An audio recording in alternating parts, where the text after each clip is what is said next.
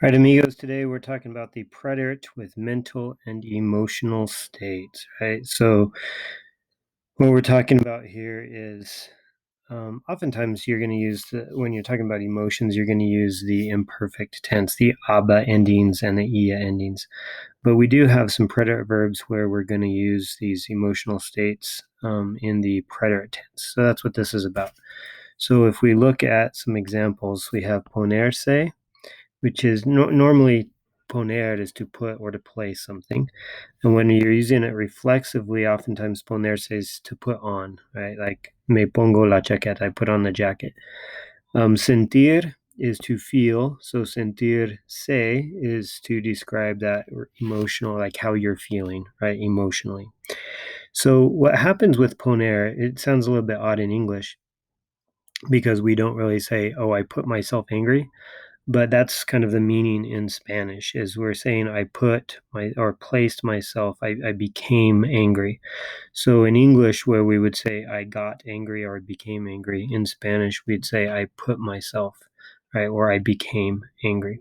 So here are some examples. We have te pusiste, you put yourself angry, you became angry, or you became, in this case, happy, right? So happy when they arrived, right? So we're really saying what someone was in an emotional state using poner. So that's the deal with poner, is it's simply going to be used as a way to describe how someone was feeling.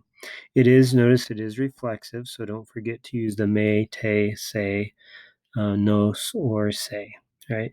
So sentir is going to follow the same pattern, so we're going to remember to use that reflexive pronoun when we're describing how someone was feeling. So if I felt tired, this is the past tense, right? The preterite I with an accent ending. So me sentí, I felt tired after the tests, right? So with querer is a little bit unusual. There's some verbs that the meaning seems to change a little bit in the preterite tense. And so you're seeing that a little bit with this verb querer. So it says querer, which normally means to want. I want, you want, quiero, quieres, etc. In the preterite can be used to talk about reactions at a specific point in time in the past, right? That's why it's going to be preterite instead of imperfect. Like in that moment, you're going to express how you reacted. And then saber, which normally means to know, like to know how to do something or to know information.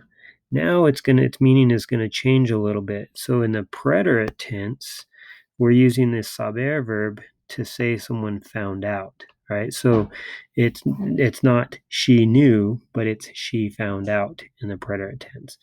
So so that's really something that's key here.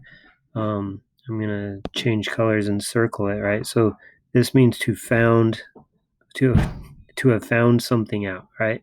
So that's querer in the past. It doesn't mean want, or I'm sorry, that's saber in the past. It doesn't mean know anymore, to know something. It means to find out something. So they're related, but a little bit different. And then querer, of course, is to talk about reactions, right? Reactions at a specific point in time is going to be querer. So slightly different meaning. It doesn't mean want in the past, and saber doesn't mean know in the past. It's more describing, in this case again, how someone reacted, and here what someone found out. So that's the key. The meaning does change in the preterite tense with these two verbs. So keep that in mind when we're using them. So some examples down here, we have él quiso ir con ella. He wanted to go with her when he found out, right? So that's his reaction, I guess, how he was feeling when he found out that she was leaving. So estar as well can change meaning a little bit when you're talking about um, how someone was feeling. So again, it's a past tense.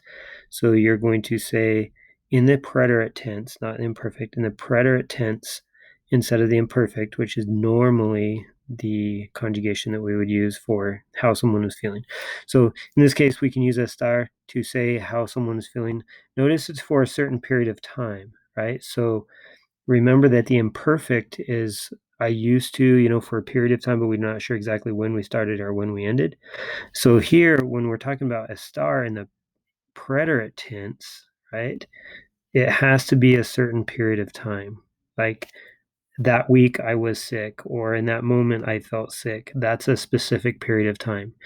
If you're not describing a period of time that's specific, remember, we're going to change this back to the aba ending. So if I was saying, oh, estaba enfermo, I don't know when I was sick exactly, but I was sick for a while. I used to be sick.